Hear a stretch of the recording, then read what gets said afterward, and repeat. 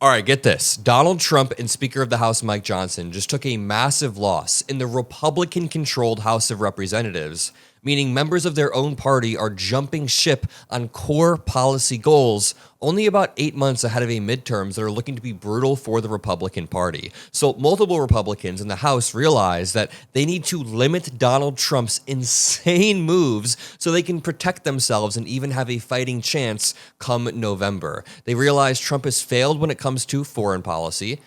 Ukraine is still being invaded. Gaza is still being bombed. He's failed when it comes to domestic policy. Interior immigration enforcement is a mess. Like, they're somehow unpopular on the main issue they ran on. It's like, imagine if Obama was unpopular on healthcare. You're not supposed to be unpopular on your core issue, yet Donald Trump has found himself in a position where people aren't happy with his own immigration enforcement. But in this case, the limiting of his authority comes regarding tariffs. Donald Trump has exercised way too much power regarding tariffs over and over and over by just unilaterally tariffing every single country, using them as a weapon when Congress is the one that has the right to place a tax on American citizens or remove a tax on American citizens. Article 1 of the Constitution gives Congress this power, and Trump has subverted that throughout his entire presidency over the past year and a few months. Now, as we head into the midterms, Republicans in Congress are beginning to yank some of their power back. Now, I do want to say they need to be stronger. They needed to be stronger a while back. Trump is still walking all over them as it pertains to war power authorization, as it pertains to tariffs. But as Representative Don Beyer points out, the Republican rule vote failed last night. Republican leaders tried to use a procedural vote to continue their surrender of congressional powers to prevent Trump's abuse of tariff authority. So most Republicans, many of them, didn't even want to debate the tariffs. They said, it's not ours to debate. We're going to let Trump do what he wants, which is blatantly unconstitutional, and they are ceding power to one man. When constituents in a district vote in a representative, it's because they want somebody to represent them, to represent their views and act as a proxy for them in Washington, D.C. But when those representatives then go to Washington and cede power, they can cede all of their power just to one man who can then place tariffs or go to war or shut down media companies, attack media companies if he wants, while Brendan Carr says, you better do it the easy way or the hard way. All of this combined means that Congress doesn't have as much power as they should. So they need to pull back. 3 Republicans, Representative Massey, who has done a good job regarding the Epstein files and many other things. We obviously disagree with Massey on a lot, but Representative Don Bacon and Representative Kiley joined Democrats to block them. Here's the vote happening. You reporting, and why aren't... 217, the resolution is not adopted. Without objection, a motion to reconsider is laid on the table.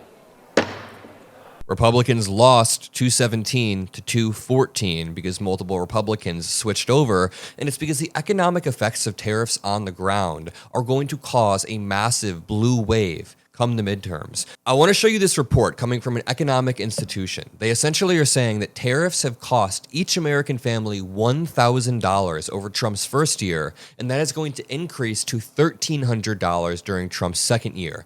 That is crippling for American families who are already struggling to pay rent month over month. That is crippling to American families who also are experiencing a raise in healthcare prices due to ACA subsidies expiring. That is uniquely crippling to Americans who maybe own a small business and they're paying tariffs in other ways. So they're eating the tariff cost, first of all, when they are importing things, and then they can't even go to the store without paying more in tariff prices. Everybody is getting nuked by this. Check this out. New research now shows President Trump's tariffs cost the average American household $1,000 last year.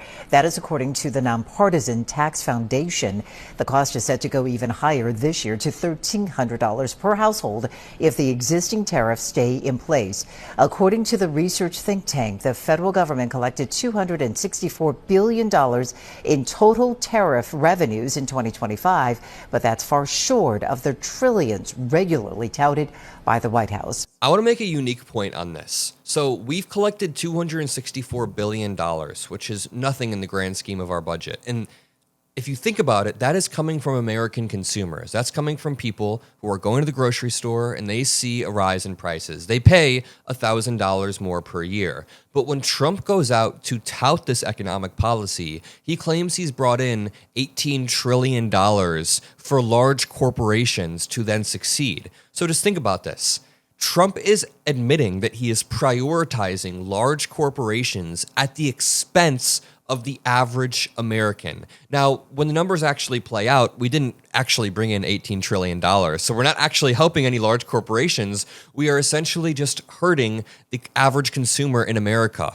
It's the actual opposite of what Bernie Sanders proposes. Bernie Sanders says, hey, we should have common sense redistribution of wealth from the richest corporations, the richest billionaires, to the average American who is vulnerable and struggling. Donald Trump is saying, hey, the average American who is vulnerable and struggling, you're going to have to eat the cost of these tariffs for a while because we want to make sure we're bringing in trillions for these large corporations. Make it make sense. It doesn't make sense. To continue, after the GOP lost the tariff vote last night, the House agreed by unanimous consent to debate HJ Resolution 72, which would end some of President Trump's tariffs against Canada. So already they are using this ability to debate tariffs on the House floor to put into question some of his key tariffs. The vote is expected on Wednesday. It would be the first vote on Trump's tariffs in the House. And just think about this. Speaker of the House Mike Johnson could very well lose control of his coalition today, Wednesday, February 11th, and Republicans, just 2 or 3 are needed, could vote down Trump's tariffs on Canada, which in my opinion is incredibly necessary. The way that Trump has been wielding tariffs as a tool, not just to benefit the United States, he's not even using it as just simply leverage. Like, here's the thing, even if I were to grant some of Trump's arguments about tariffs a year ago, which you shouldn't, but a year ago he was saying these are a tool to negotiate very specific trade deals. Even if you were to grant that, that is not what is happening now. Now he is using them like an effing maniac. Listen to this clip in which he describes putting a 30% tariff on Switzerland, then raising it to 39% because he didn't like the tone of the leader that was speaking to him. I had an incident with a very nice country, Switzerland. They were paying no tariffs. By the way, a huge ally. They are like a huge ally of ours. They were paying $0 in tariffs. So we already had free trade with Switzerland. We were friends with them. Trump puts a massive tariff and then hates their tone so much he puts a bigger tariff. We had free trade. What is he even trying to quote unquote negotiate? A very nice country, Switzerland. They were paying no tariffs, sending stuff over here like nobody could believe. And we had a $42 billion deficit. And we weren't taking anything. I said, well, we have to do something because we have to even that up a little bit. I didn't have to get everything at one time. So I put on a 30% tariff, which is very low. Still, we were having a big deficit, but it was half the deficit. Then I got an emergency call from, I believe, the Prime Minister of Switzerland, and she was very aggressive, but nice, but very aggressive. Sir, we are a small country. We can't do this. We can't do this. I couldn't get her off the phone. We are a small country. I said, you may be a small country, but we have a $42 billion deficit with you. No, we are a small country. Again and again and again. I couldn't get her off the phone. So it was at 30%. And I didn't really like the way she talked to us. And so instead of giving her a reduction, I raised it to 39%. What an absolute maniac. He didn't like the way he was talked to. You know what I found interesting? As Pondering Politics points out, the Daily Wire deleted a celebratory post laughing at how Trump unilaterally and capriciously hiked tariffs because he was pissed about a phone call. Josiah says, remember, conservatives care about nothing. It's only about owning the libs. And this is very interesting. The Daily Wire said, President Trump says he raised tariffs on Switzerland because he didn't like the way the PM talked to him on the phone. And then after Representative Don Bacon, a Republican, quote tweeted the Daily Wire and said, this is why Congress needs to debate tariffs. The Daily Wire then deleted it. Now it says, this page doesn't exist. Try searching for something else, which indicates a deleted tweet on, or deleted X on the website X, whatever you want to call it. They deleted their post because, I mean, in my mind, in my imaginatory mind, I'm picturing Ben Shapiro being like, wait a minute, we're not pro-tariff. Why are we celebrating everything Trump does unilaterally and blindly? Because,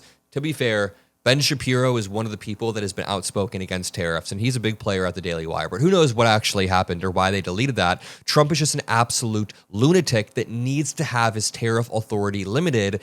It's insane that Republicans won't even debate his tariff authority when they have it vested in themselves through the Constitution.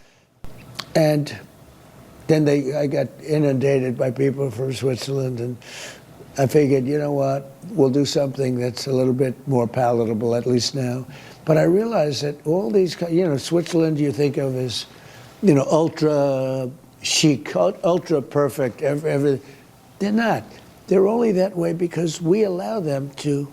We allow them to be. What in the absolute hell? To continue here, Speaker of the House Mike Johnson then hops on Fox News this morning and continues to cuck for Trump. That's the best way to put it. He is cucking for Trump in this interview. He's essentially begging other Republicans to cede their power to Daddy Trump so Trump can walk all over Congress and do what he wants with tariffs, like tariff the hell out of Switzerland for a phone call that he didn't like. The House rejected a bid to block legislative challenges to President Trump's tariffs, a move that could allow Democrats to try to overturn U.S. tariffs on Canada.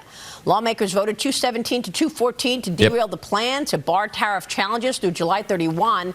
Exactly. The simplest way to put it is they were just putting up a vote on whether they could debate over tariffs. And now the debate is allowed. So Democrats and Republicans, just a few key Republicans, could begin to strike down the tariffs for real. With 3 Republicans joining 214 Democrats in opposition. What went on there, sir?